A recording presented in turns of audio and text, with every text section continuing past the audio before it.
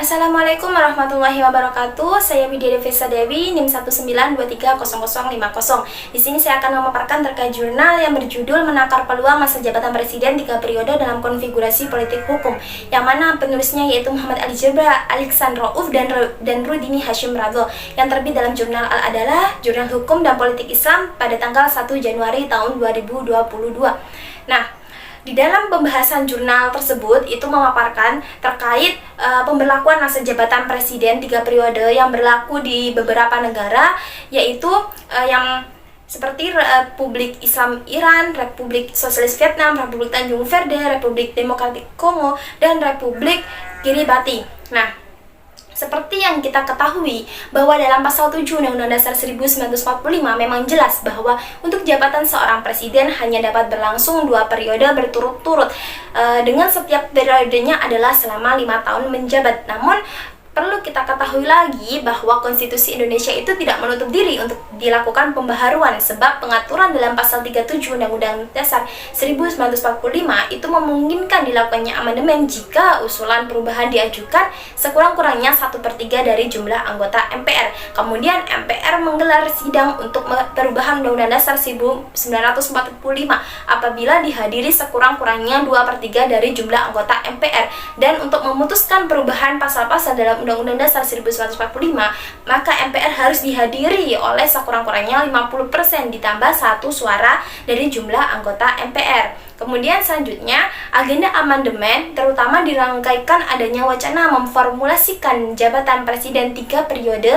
melalui amandemen kelima Undang-Undang Dasar 1945. Jelas sekali menimbulkan diskursus dalam masyarakat. Ada yang setuju dan ada pula yang dengan lantang menolaknya, karena itu terkesan wacana tersebut itu hanya sebatas tuntutan politik praktis yang berorientasi pada research di tangan penguasa yang terlalu absolut. Nah, akan tetapi dengan konfigurasi politik hukum atau peta politik saat ini yang didominasi oleh PDIP dan koalisi, itu mengantarkan kita pada sebuah kesadaran normatif bahwa jabatan 2 periode dapat diubah menjadi 3 periode dengan merujuk syarat-syarat tertentu sebagaimana tertuang dalam pasal 37 Undang-Undang Dasar 1945, serta sepanjang sejalan dan sesuai dengan cita-cita bangsa dan negara sebagaimana itu dinyatakan dalam pembukaan Undang-Undang Dasar 1945. Terkait ide ada atau isu masa jabatan presiden 3 periode itu memang bukan merupakan hal tabu atau sah-sah saja menjadi wacana, karena demokrasi kan memperbolehkan hal tersebut dan negara Indonesia itu juga menganut demokrasi. Terlebih Undang-Undang Dasar tahun 1945 itu juga pernah dan boleh diamandemen.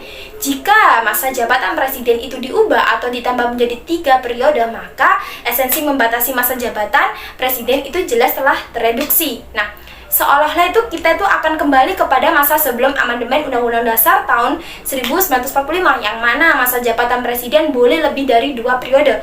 Walaupun dalam isu yang sekarang ini tuh lebih konkret, yaitu hanya sampai 3 periode, tapi pada pokoknya itu terjadi reduksi pembatasan masa jabatan presiden. Nah, perlu juga tindakan pengawalan konkret agar isu masa jabatan presiden 3 periode tidak menjadi kenyataan. Salah satunya yaitu harus dilakukan adalah mengkampanyekan pembatasan presiden agar tetap 2 periode seperti yang telah disepakati bersama dalam amandemen Undang-Undang Dasar tahun 1945. Kemudian perlu juga pembatasan jabatan presiden 2 periode untuk mencegah apa? Mencegah terjadinya kesewenang-wenangan. Kemudian selanjutnya saya akan menjelaskan terkait ruang lingkup definisi lembaga kepresidenan yang mencakup tentang yang pertama itu pengertian lembaga kepresidenan.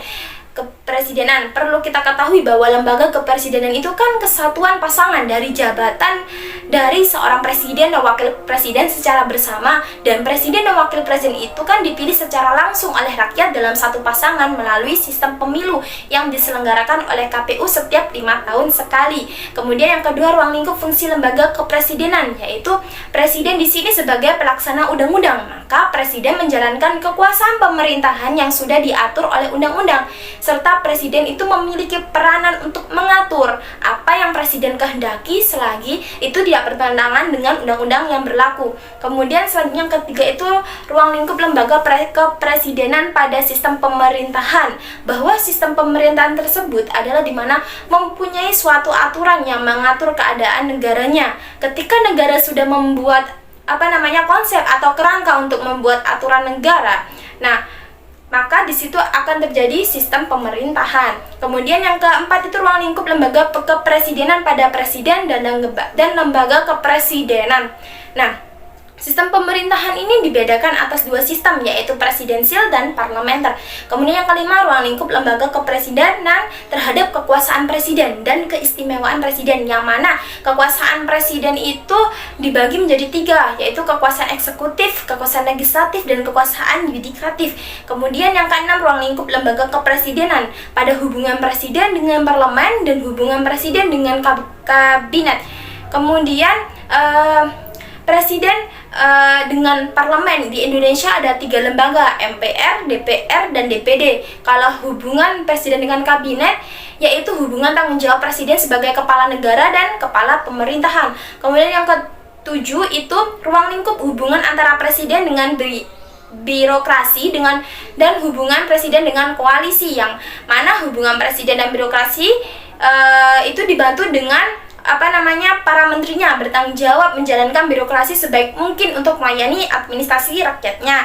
Kemudian kalau hubungan presiden dengan koalisi itu hubungan yang harus dijaga karena hubungan tersebut itu bermuatan politis. Nah, kemudian yang ke-8 itu ruang lingkup masa jabatan presiden dan peraturan teknis lainnya. Dan di sini tuh banyak sekali, ada masa jabatan presiden, ada masa jabatan presiden di Indonesia, masa jabatan presiden di beberapa negara, pengangkatan presiden sebelum dan sesudah amandemen, pemberhentian presiden sebelum dan sesudah amandemen, pemilihan presiden, asas-asas pemilihan presiden, dasar hukum pemilihan presiden, dan syarat menjadi calon presiden atau wakil presiden, serta penentuan pemenang pemilihan dan presiden yang sesuai dengan undang-undang. Kemudian selanjutnya lembaga yang ada di Indonesia yang masuk dalam lingkup lembaga kepresidenan, yaitu presiden dan wakil presiden, kemudian kementerian, kemudian lembaga pemerintahan non-departemen atau LPND, kemudian kesekretariatan lembaga tertinggi atau tinggi negara, kemudian lembaga non-struktural. Cukup sekian dari saya. Assalamualaikum warahmatullahi wabarakatuh.